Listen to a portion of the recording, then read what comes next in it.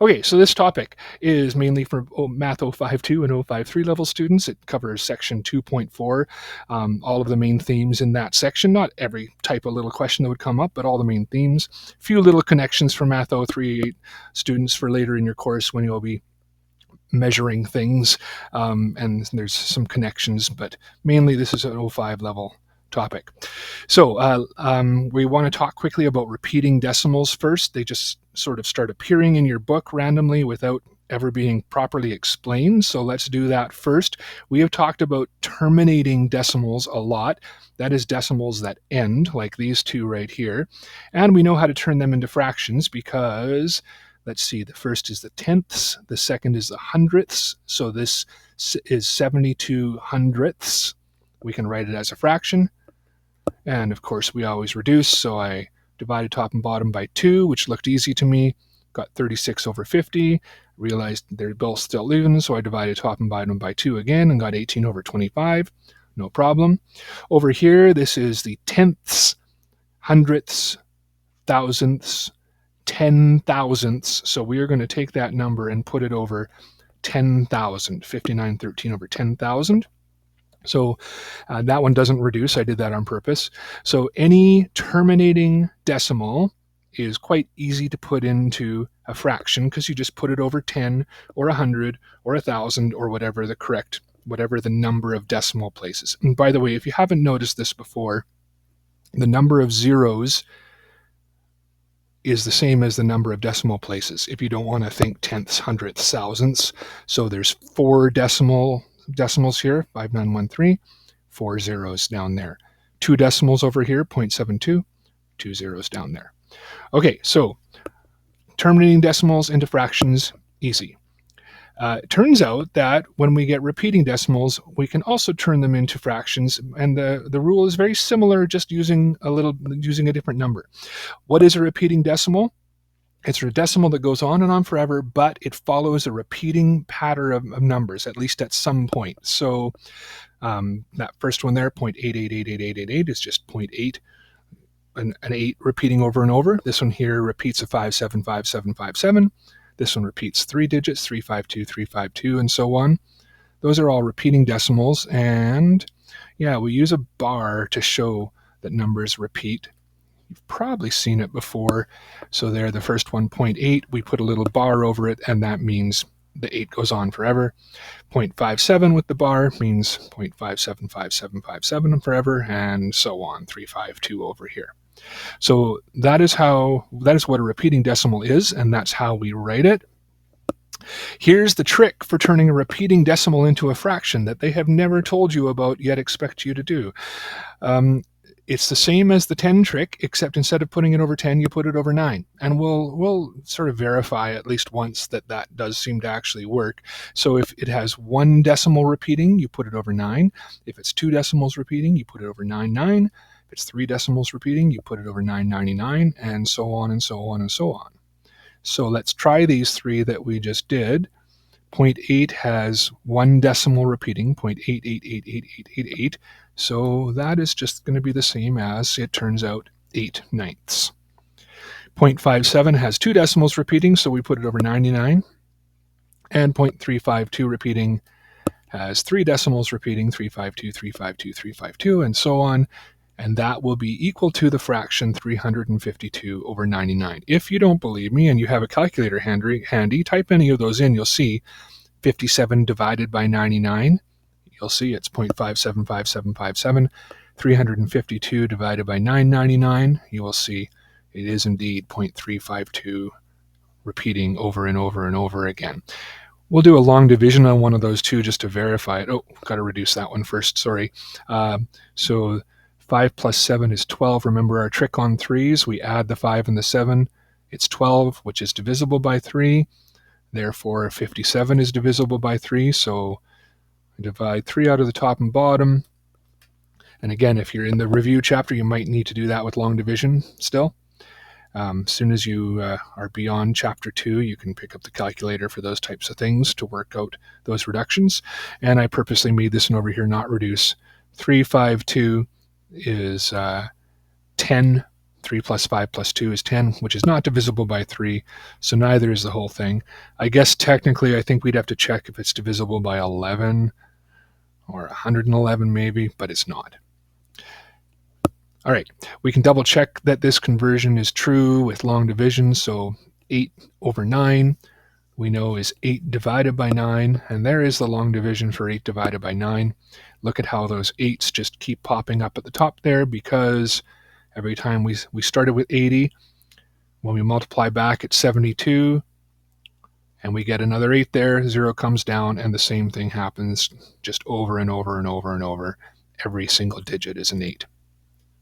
So that verifies for us that 8/9 is 0.88888888, which we can write as 0.8 repeating with the bar. Okay, yeah, let's take 30 seconds. Why don't you try those two? Just if you've got scrap paper there at home, see if you can convert those to a fraction using the 9 trick.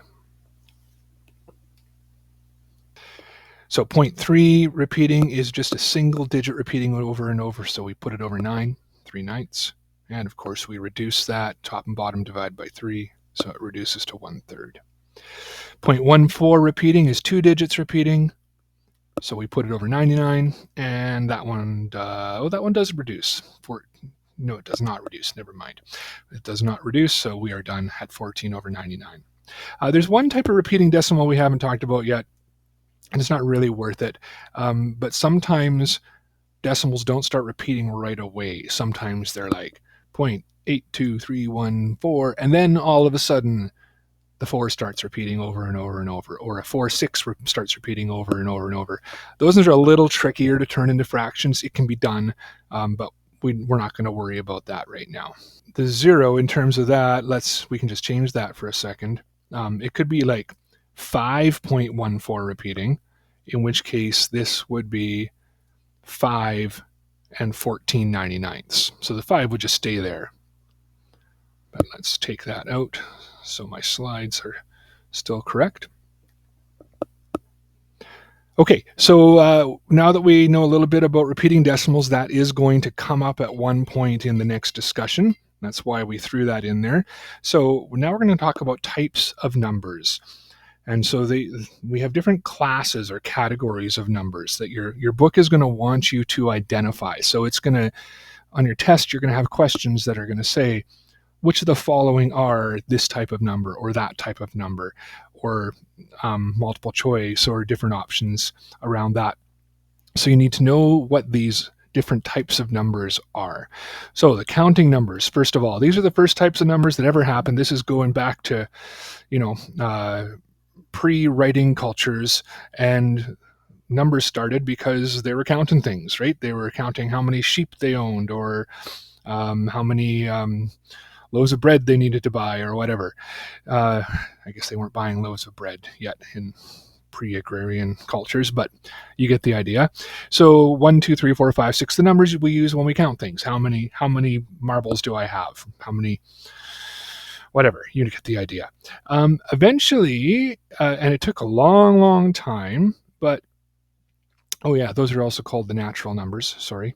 But the number 0 also came to be accepted as a number.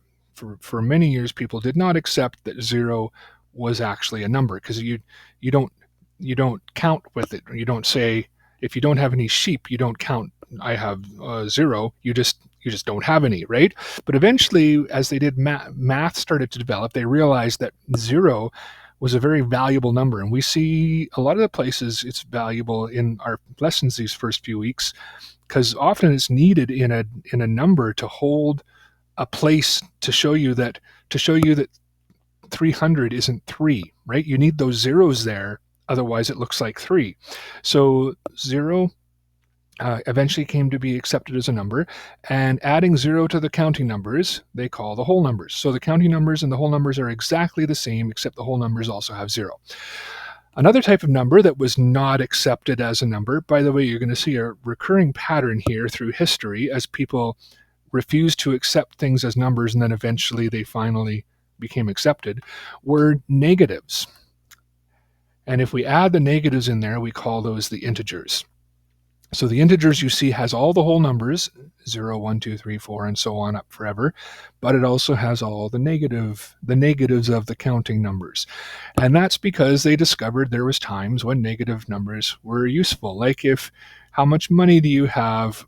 You have $10, but you owe somebody else 4, so you really kind of only have $6, right? That negative 4 is a number that you can add to the 10 to see how much money you actually have once you've paid out your debts, for example. So debts is a place where negatives come in handy, and we looked at a few others of those before.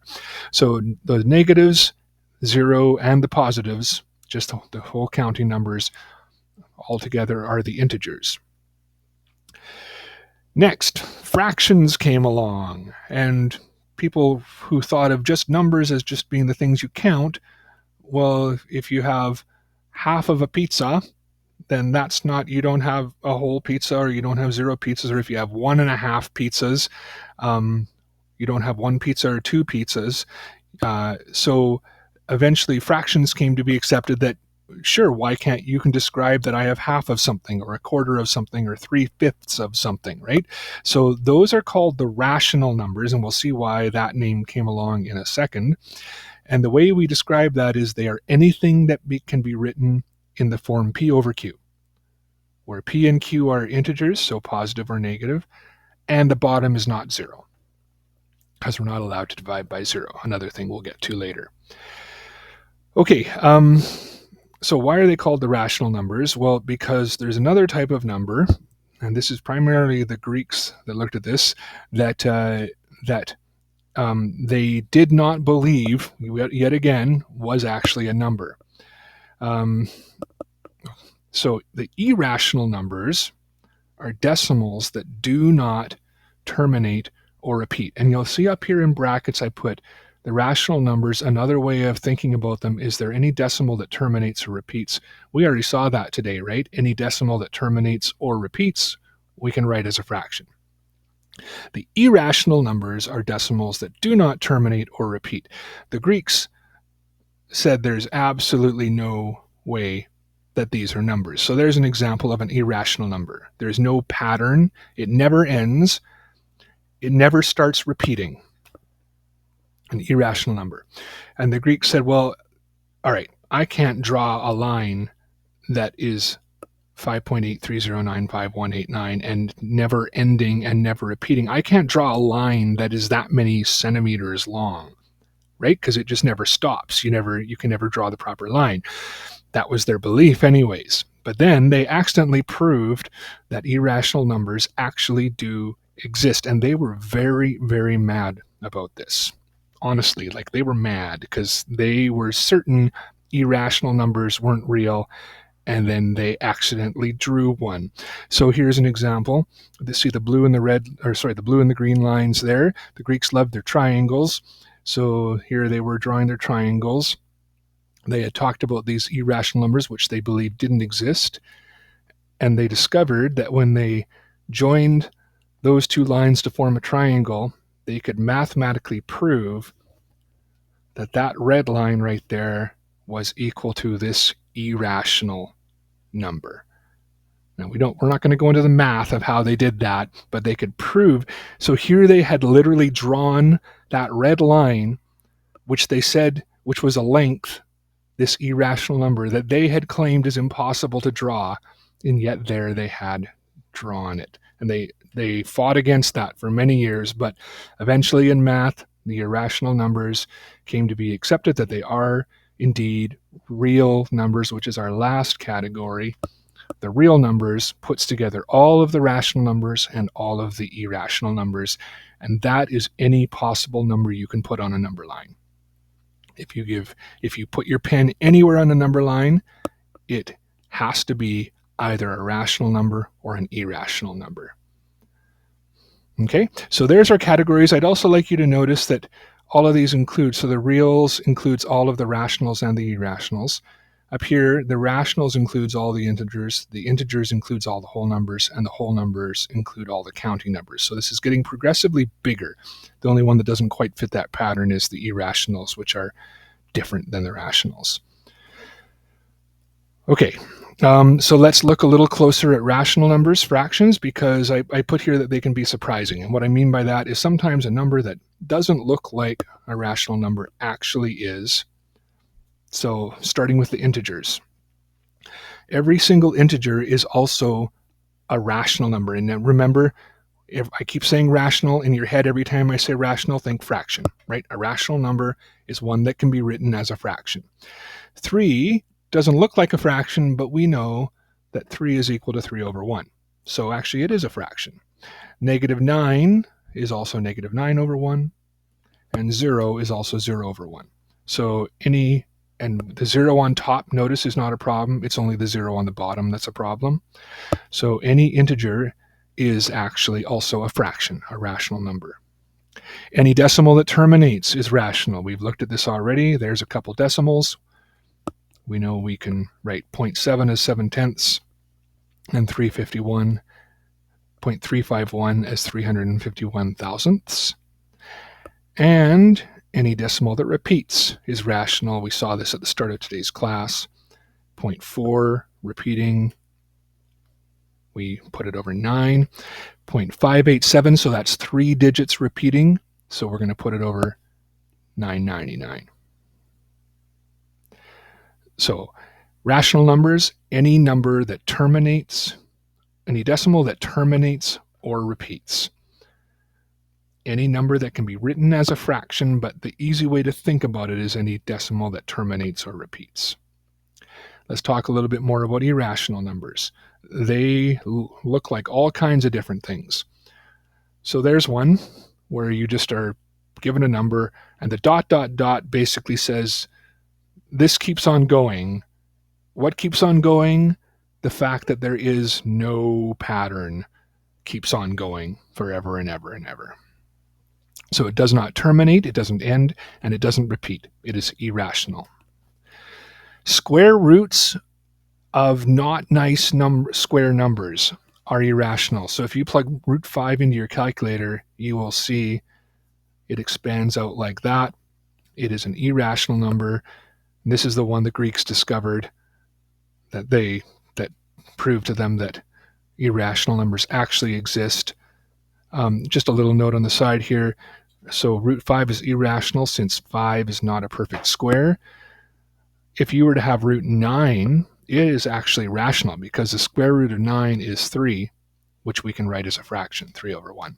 So if the things in the roots are perfect squares, then they are rational numbers, fractions. If the things in the roots are not perfect squares, you can be guaranteed they are irrational. Good old pi. And we're not talking about the pi that we're dividing into fractions and eating. We're talking about 3.14. I think I expand it right there. It goes on and on forever. You can find websites where they have billions of digits of pi just listed. And there's some neat things they've done with, they've shown, but they can't prove, but they've demonstrated that the digits of pi, every possible sequence of numbers that you can imagine occurs somewhere eventually in the digits of pi. So there's a site that will find the first occurrence of your birthday in the digits of pi and some fun stuff like that. So doesn't terminate, doesn't repeat, and there's a few other natural constants that do the same thing. When I say natural constants, I mean constants that occur in the natural world. So pi appears in whenever you have circles, for example. You can even have an irrational number that does follow a pattern, just not a repeating pattern. So there's one, 6.12, 112, 1112, 11112. So the number of ones increases every time. So we never get an actual repeating. There's nothing we could put a repeat sign over, but that is an irrational number. That goes on forever. It never ends and it never repeats. Okay, here's what we want to do now. The question is, do I want you to do this? No, let's just work through this. So for the above list of numbers, identify which ones are each of our categories here. I ended up blabbing a little more than I intended to. Sorry. So the counting numbers. Well, 7 is a counting number. Negatives aren't, fractions aren't, decimals aren't. Oh, root 25 is 5, right? 5 times 5 is 25. So the root of 25 is 5. So I think I got 2 counting numbers there. The 7, oh, I gave it away. The 7 and which other one? Root 25, since the root 25 is equal to 5. So there's the only ones in those lists that are counting numbers, 7 and root 25. Whole numbers. Well, the whole numbers are just the same as the counting numbers, but also with 0. Is there a 0 in the list? Yes, there is.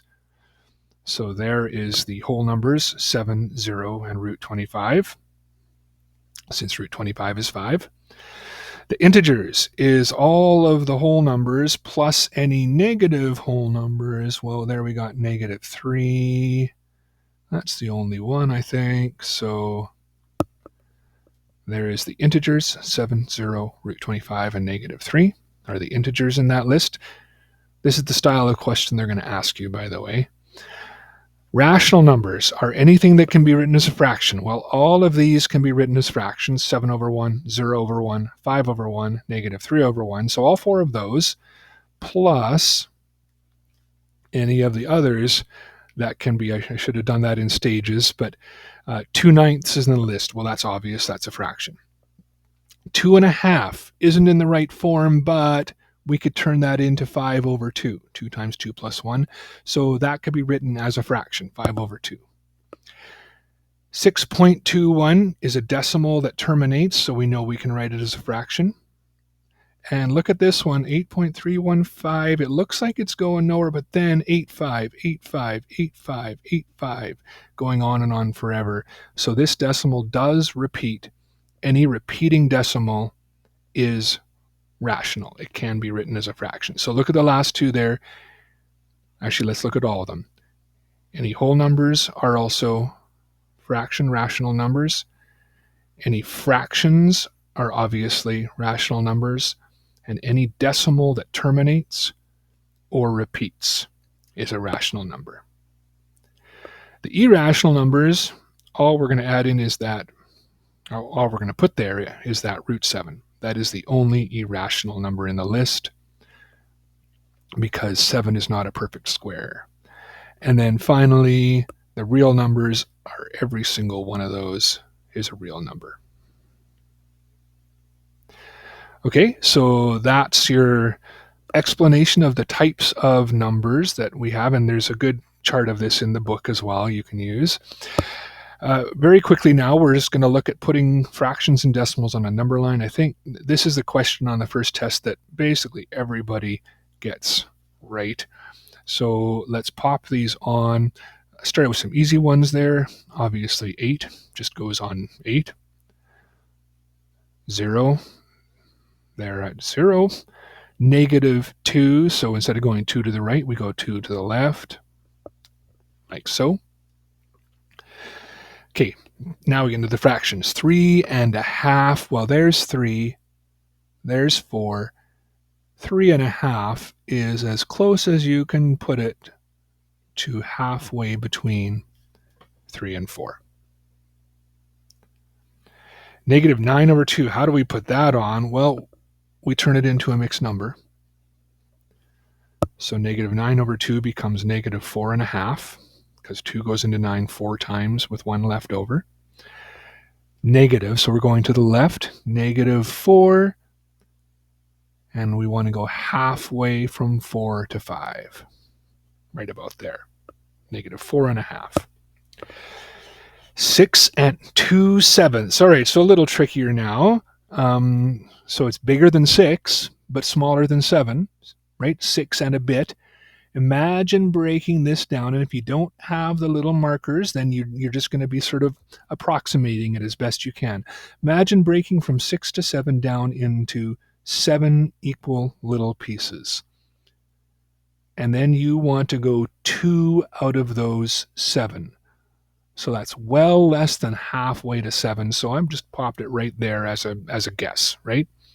Clearly less than half, significantly less than half the way between 6 and 7. So that's approximately 6 2/7.